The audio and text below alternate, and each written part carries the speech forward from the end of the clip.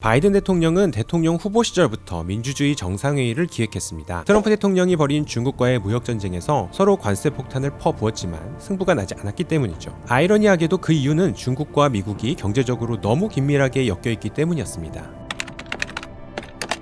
모든 길은 로마로 통한다 하는 속담처럼 모든 공급망은 중국으로 통하고 있었죠. 이 중국으로 통하는 공급망을 다 끊고 다시 만들어야 미국은 중국과의 경제전쟁에서 이길 수 있는 구조인 것입니다. 또 미국은 그래야만이 중국과 진짜 전쟁을 피할 수도 있다고 봤습니다. 미국이 이번에 민주주의 정상회의에 초청한 100여 개국의 명단을 살펴보면 당연히 중국과 러시아는 빠져 있고요. 프랑스나 스웨덴 등 성숙한 민주주의 국가뿐만 아니라 필리핀, 폴란드 등 민주주의가 위협받고 있다는 지적을 받고 있는 나라들도 포함되어 있어요. 무엇보다 눈에 띄는 부분이 대만이 초청받은 것인데요. 대만은 TSMC의 반도체 때문에 미국 입장에선 아주 최고 관심 대상이긴 할 텐데 아시다시피 얼마 전 미국 바이든 대통령과 중국 시진핑 국가주석이 화상 정상회의를 했었잖아요. 그때 바이든 대통령의 핵심 메시지가 하나의 중국 원칙을 지지한다. 그러니까 너무 막 나가지는 말자. 뭐 이런 의미였죠. 시진핑 주석의 핵심 메시지는 레드라인을 넘지 말라 였는데요. 미국이 대만 초청을 통해서 아주 정면으로 중국에 도발하고 있는 모양새입니다. 이게 강 건너 불구경이면 재밌겠는데 문제는 이게 우리도 당사자라는 점입니다. 네, 대한민국에는 삼성전자가 있죠. 우리나라한테도 초청장이 왔어요. 이 초청장의 무게는 정말 무겁습니다. 탈냉전 시대, 세계화 시대의 우리나라의 외교 정책은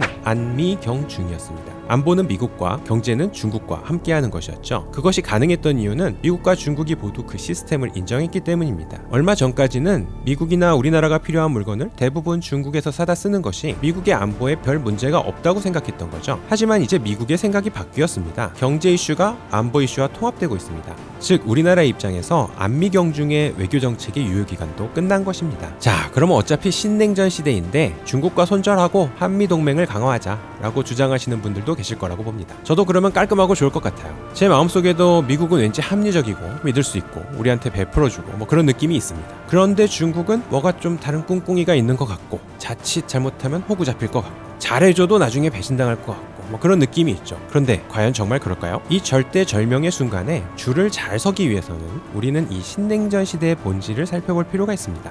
군대나 회사에서 눈치로 줄을 서는 것보다 좀 더 신중할 필요가 있어 보여요. 언론에서는 매일 자극적인 헤드라인으로 미중 양국의 극한 대립을 떠들어대고 있지만 미중 간의 신냉전은 과거 미소냉전과는 사뭇 다른 상황입니다. 미소냉전은 모든 분야에 있어 서로에 대한 불신과 보이콧이 이루어지고 서로를 힘으로 누르기 위한 군비 경쟁과 동맹전이 핵심이었지만 현재 미중 간에는 경쟁과 협력이 동시에 이루어지고 있어요. 기후환경 문제와 보건 및 방역 이슈, 테러리즘에 대한 저항, 핵 확산 등 이슈에 미중 양국은 긴밀히 협력하고 있고 또 미중 간의 경제적 협력도 뗄래야 뗄 수 없는 상황이죠. 미국과 중국은 지난 수년간 무역전쟁을 치르면서 신냉전이라는 상황에까지 왔지만 지난해 미중 양국의 무역 규모는 코로나 이전인 2019년보다 9.4%나 증가했습니다. 미국 정치권에서 중국과의 디커플링을 주장하고 있지만 현실적으로는 쉽지 않아 보이는 이유죠.